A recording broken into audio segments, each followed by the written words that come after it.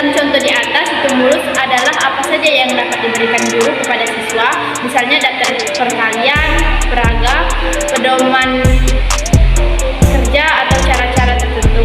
Untuk membantu belajar siswa terhadap stimulus yang diberikan oleh guru tersebut, teori ini mengutamakan pengukuran, sebab pengukuran merupakan suatu hal yang terpenting untuk melihat terjadi tidaknya perubahan tingkah laku.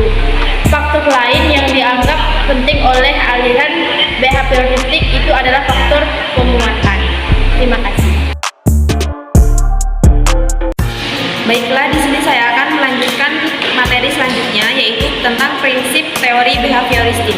Pada teori behavioristik ini, yang sangat ditekankan atau yang sangat diutamakan yaitu perubahan perilaku. Namun perubahan perilaku ini harus mengacu pada prinsip behavioristik. Sedangkan behavioristik ini memiliki prinsip yaitu ada 3 poin. Pada poin yang pertama yaitu apabila seseorang mampu membawakan perubahan perilaku, maka bisa dikatakan seseorang itu belajar. Artinya, apabila seseorang itu tidak bisa membawakan perubahan perilaku, maka dikatakan dia belum belajar menurut teori behavioristik.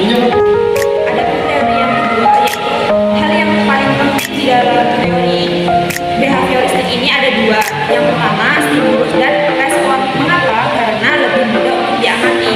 Sedangkan menurut teori ini selain dari stimulus dan respon itu tidak dianggap penting karena tidak bisa diamati. Pada poin yang terakhir yaitu ada reinforcement, yaitu hal-hal yang bisa memperkuat respon. Respon yang bagaimana?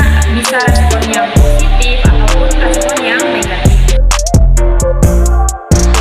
Baiklah, saya akan menyampaikan materi selanjutnya yang berjudul Ciri-ciri Teori Behavioristik.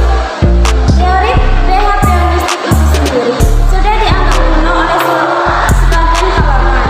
Namun, di Indonesia sendiri masih sering menggunakan teori tersebut. Ciri-cirinya pun berbeda dengan teori lainnya. Seperti halnya, yang pertama, mengutamakan pengaruh lingkungan. Yang kedua, hasil pembelajaran terfokuskan pada terbentuknya perilaku yang diinginkan.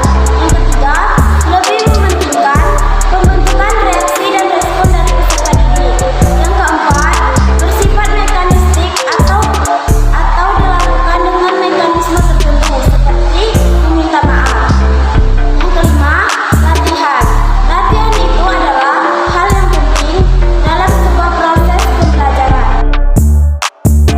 Baiklah, saya akan menjelaskan adapun contoh dari teori behavioristik. Yang pertama, guru menyusun materi atau bahan ajar yang secara lengkap mulai dari materi sederhana sampai materi kompleks. Yang kedua, selama mengajar, guru lebih banyak memberikan contoh berupa instruksi. Yang ketiga, jika guru menjumpai adanya kesalahan baik pada materi maupun pada peserta didik, maka akan segera diperbaiki. Yang keempat, lebih baik aktif memberikan latihan agar terbentuk kebiasaan yang diinginkan. Yang kelima yaitu guru memberikan evaluasi berdasarkan perilaku yang terlihat dari suatu sistem tersebut. Yang keenam, guru harus mampu memberikan penguatan reinforcement baik dari sisi positif dan sisi negatif. Dalam pelaksanaannya, teori belajar behavioristik memiliki kelebihan dan kekurangan. Dengan mengetahui kedua hal itu, teori ini dapat diterapkan secara maksimal. Berikut kelebihan dan kekurangan teori behavioristik. Kelebihan teori belajar behavioristik yang pertama, guru akan terbiasa untuk bersikap teliti dan peka saat kondisi belajar mengajar. Yang kedua, guru sering membiasakan muridnya untuk belajar mandiri, tetapi ketika murid kesulitan baru bertanya kepada guru. Yang ketiga, dapat mengganti cara mengajar atau stimulus yang satu dengan stimulus lainnya hingga mendapatkan apa yang diterima oleh murid atau respon. Yang keempat, dengan teori belajar ini sangat cocok untuk mendapatkan kemampuan yang mengandung unsur-unsur kecepatan, spontanitas, dan daya tahan.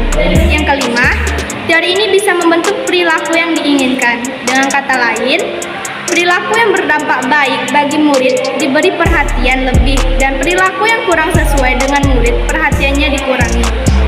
Adapun kekurangan teori belajar behavioristik, yang pertama, Tidak semua pelajaran dapat memakai teori belajar behavioristik. Yang kedua, guru diharuskan untuk menyusun bahan pelajaran dalam bentuk yang sudah siap. Yang ketiga, murid cenderung diarahkan untuk berpikir linier, konvergen, tidak kreatif, dan memposisikan murid sebagai murid pasif. Yang keempat, dalam proses belajar mengajar, murid hanya bisa mendengar dan menghafal yang didengarkan. Yang kelima, murid membutuhkan motivasi dari luar dan sangat bergantung kepada guru.